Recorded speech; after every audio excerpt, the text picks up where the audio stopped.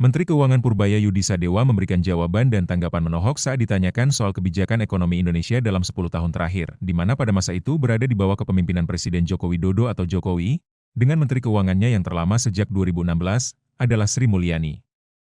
Tanggapan menohok Purbaya itu diungkapkannya dalam wawancara bersama wartawan ekonomi dan senior Ancor Desi Anwar yang tayang di channel YouTube CNN Indonesia.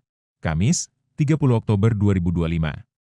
Malam, seperti diketahui selama 10 tahun terakhir pertumbuhan ekonomi Indonesia tidak pernah sampai pada 6%, sementara Purbaya menargetkan tahun 2026 mendatang pertumbuhan ekonomi Indonesia di atas 6%. Lalu hingga tahun kelima Presiden Prabowo menjabat diharapkan pertumbuhan ekonomi Indonesia mencapai 8%.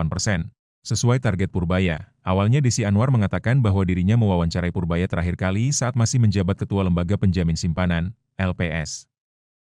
Terakhir saya mewawancarai Pak Purbaya itu ketika masih menjadi Ketua LPS, Lembaga Penjamin Simpanan, kata Desi kepada Purbaya. Purbaya langsung menjawab saat itu Desi Anwar tidak yakin dengan jurus ekonominya.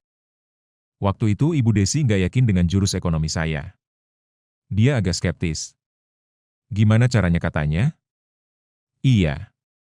Saya buktikan, karena dalam waktu kurang dari 2 bulan, ekonomi sudah membalik arahnya.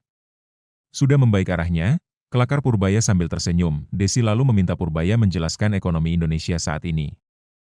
Dan kalau misalnya tidak dilakukan gebrakan-gebrakan, maupun stimulus ini, akan seperti apa Indonesia?